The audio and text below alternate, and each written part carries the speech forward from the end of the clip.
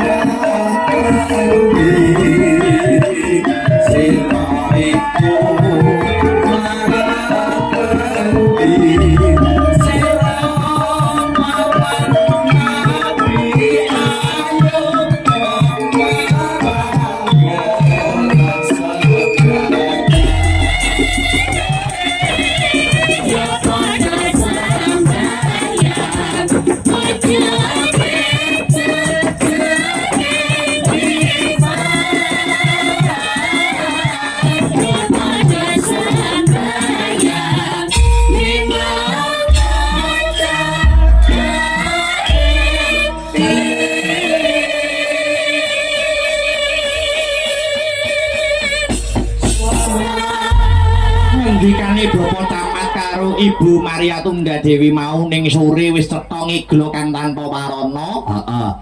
Dengan adanya pagelaran wayang kulit dadi tontonan kang mawa tuntunan kang kebak ing ngreh tatanan. Ngono ya, Mak. Iso mengambil hikmah kang sarta filosofi di dalam pagelaran wayang kulit. Ngono ya, Mak. Iya ngestokake dawuh sing becik kena diaplikasikan dalam kehidupan sehari-hari, sing ala aja ditiru. Oh ngono ya Mak. Kaya tembang iki mau, wong bagus, wong melarat, wong sugih, wong miskin kuwi tidak mengurangi kewajiban kudu tetep nindakake salat sembahyang bagi umat muslim kanggone wong Islam.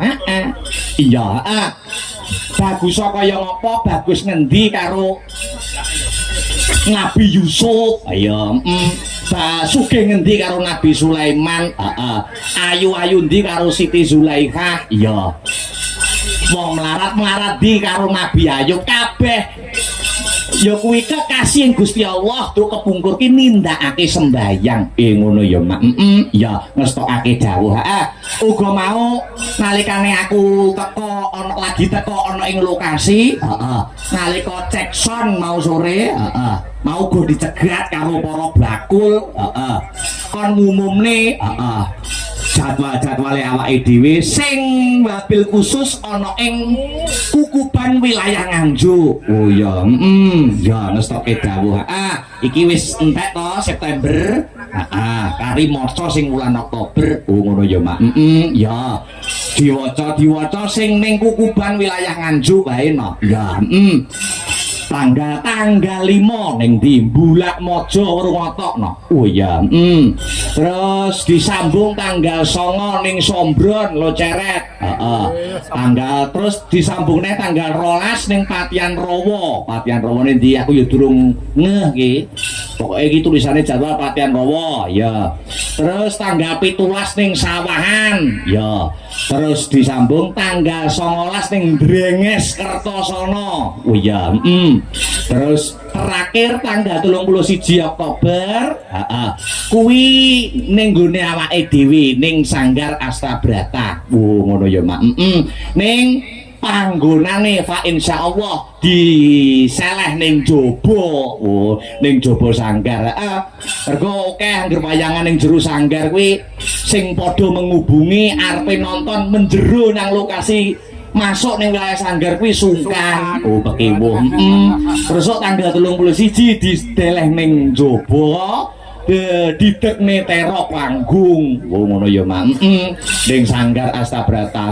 Wis bakulan bebas, nonton bebas untuk umum. Ya, bintang tamune nek ora kleru Mbak Elisa karo Mas Garing Jajak nek ora kleru. Nek ora kleru, ya tanggal 31 Oktober ning Sanggar Astabrata dalem keakbaran. Oh ya.